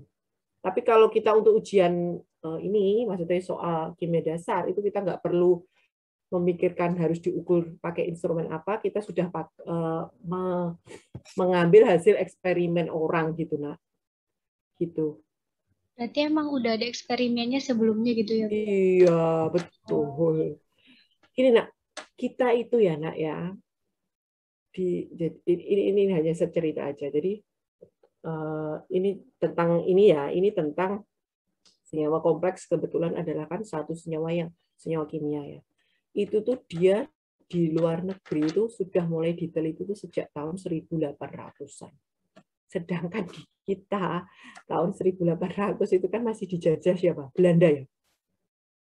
Ya, 1800 kita masih dijajah siapa? Kerja Rodi kan masih ya. Ya, 1800 kita kira-kira dijajah siapa? Belanda kan? Duduk Jepang kan? Iya, Belanda. Katanya kita Nederland. Maksudnya, mau kita loh dijajah Belanda aja sampai 350 tahun, bayangkan. Jadi akhirnya tidak heran. Jadi ketika perkembangan ilmu seperti ini, ya kita tinggal ngambil hasil penelitian mereka aja. Nah, jadi angkanya itu dia menentukan angkanya kok 393, 571 kayak gitu itu based on experience. Tapi bukan eksperimen kita. Jadi kita hanya mengambil. Itu ya, Nak ya. Gitu. Terus siapa tadi yang bertanya, Mbak? Nur Azize. Oh iya, Mbak. Oh, Mbak Nur Azize. Gitu ya, Mbak ya. Jadi memang harus berdasarkan eksperimen harusnya. Baik, Bu. Terima kasih banyak, Bu. Oke. Terus ada lagi sebelum next? Ini ada energi ikatan. Saya mau bertanya. Ya, silakan Mas Agung. Yang slide 20 atau 19 gitu. Yang mana ini? Yang slide 19 atau 20. Oh, harus skip dulu. Yang sebelumnya. Oh, lah ya, bisa sih harus skip dulu. Oke. Yang 20. Nah, itu saya belum paham tentang yang dikali setengah, terus selanjutnya dikali sepertiga, itu dari mana ya, Bu? Maksudnya fungsinya juga. Jadi gini, kan kalimat delta HD itu kan yang paling penting. Oke, yang ketoret silahkan. Yang paling penting itu adalah kalimat 1 mol ini, Mas. 1 mol itu adalah penting. Nah, sedangkan di reaksi ini diketahui ketika koefisiennya ini adalah 2, kan ini dikomposisi ya, artinya dikomposisi NH3, itu delta H-nya itu adalah X kilojoule. Nah, padahal delta HD itu yang ini, delta HD NH3 itu artinya adalah dekomposisi NH3 dalam 1 mol. Nah, kalau diketahui harga X itu adalah untuk 2 mol, sehingga untuk 1 mol dia harus dikali setengah. Gitu ya Mas Agung? Oh iya, berarti kan yang kemarin kita sudah belajar kan bahwa koefisien itu kan juga menunjukkan perbandingan mol. Jadi kenapa dia dibagi setengah? Agar dia menjadi 1 mol ini tadi. Berarti seperti yang slide 21 itu kenapa sepertiga, karena di 3 mol Iya, gitu. Betul. Next slide selanjutnya. Kenapa kok dia harus dikali sepertiga? Ya karena di persamaan reaksi dia itu dia ada 3 Fe. Padahal combustion ya atau pembakaran di sini kan digarisbawahi harus 1 mol. Sehingga ketika di persamaan reaksinya adalah 3 Fe itu kan berarti artinya 3 mol. Sehingga delta Hc-nya itu harus dikali sepertiga. Itu ya Mas ya. Oke? Oke, paham. Oke.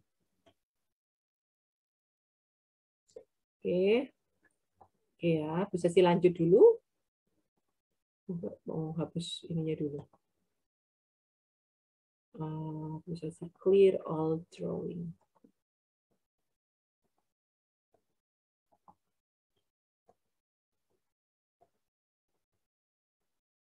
Ini udah fokus kan. Jadi mana ya? Oh ini. Energi ikat dulu. Nah, tinggal dikit slide-nya.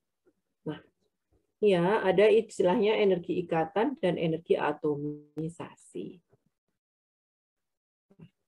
Energi ikat itu adalah energi yang diperlukan untuk memutus, nah ini kalimat angka 1. Ikatan kovalen. Itu adalah energi ikat. Tapi kalau energi atomisasi itu adalah energi yang diperlukan untuk memutus semua ikatan kovalen. Ya. Jadi kalau kita ada soal NH3 itu kan kalau digambarkan ikatannya itu kan seperti ini toh, yang artinya dia itu terdiri dari 3 buah ikatan NH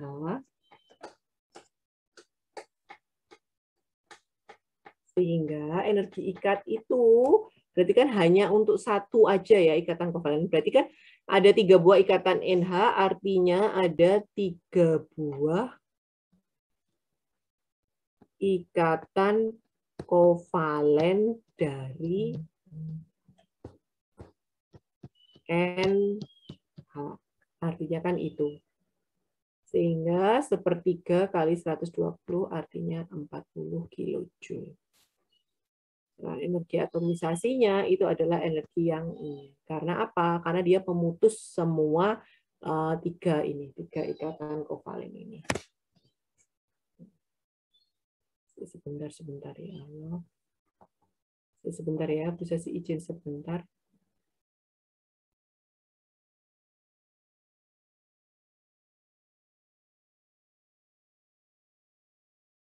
Izin, nggak jadi izin. Oke ya, paham ya. Next. Nah. Bedanya apa dengan tadi yang kalau reaksi? Jadi kan kalau reaksi itu digunakan untuk menentukan delta HF, delta HD, atau delta HC. Ya kan, yang tadi di awal. Sedangkan kalau reaksi yang di sini, delta reaksi di sini, itu juga bisa untuk menentukan energi ikat dan energi atomisasi. Cuma nanti beda rumusnya. Jadi kalau untuk mencari delta HD, delta HF itu tadi, itu kan produk dikurangi reaksi. Sedangkan ini itu adalah energi ikatan reaktan dikurangi ikatan produk. Jadi reaktan contohnya ini adalah Br2 plus 3F2 menjadi BrF3 sehingga rumusnya, loh kok kepotong? Rumusnya kepotong ini. Sebentar.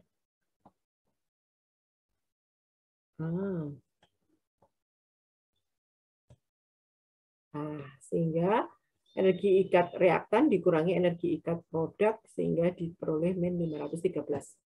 Sebentar, izin.